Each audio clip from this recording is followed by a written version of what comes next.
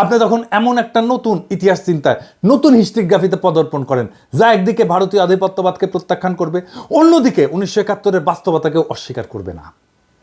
তাইলে আগামীর বাংলাদেশে সেই রাজনীতি কিভাবে তৈরি হবে?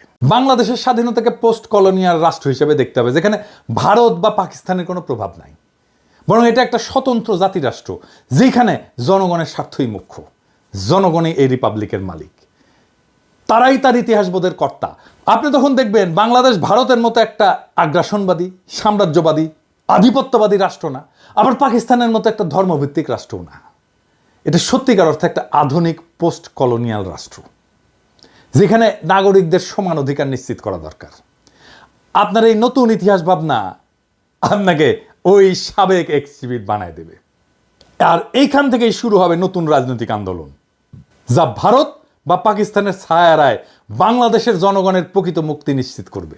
আমরা সেই রাস্তায় হাঁটতে শুরু করছি। বাংলাদেশের আগামীর রাজনীতির দিশাও আসবে ওইখান থেকে। আর আমি মনে করি যে এই সাবেক শিবির যারা জামাতের রাজনীতিতে যায় নাই, আবার শিবিরের ইতিহাসবোধ পাইছে, তারাই আগামী বাংলাদেশের ইন্টেলিজেন্সিয়া। বাংলাদেশের রাজনীতি এখন এক সন্ধিক্ষণে দাঁড়ায়। নতুন রাজনীতির জন্ম নিচ্ছে। আমরা যা যা দেখছি তা নতুন রাজনীতির প্রসব বেদনা। পুরনো বয়ানের আবর্ত থেকে বেড়ায় নতুন দৃষ্টিভঙ্গি গড়ে তোলার সময় আসছে। আমরা যদি সত্যি একটা স্বাধীন, সার্বভৌম এবং জনগণের কল্যাণে নিবেদিত রাষ্ট্র করতে চাই, তাহলে অতীতের ভুলগুলো থেকে শিক্ষা নিতে হবে এবং ভবিষ্যতের জন্য একটা সুসংহত দৃষ্টিভঙ্গি গড়ে তুলতে হবে।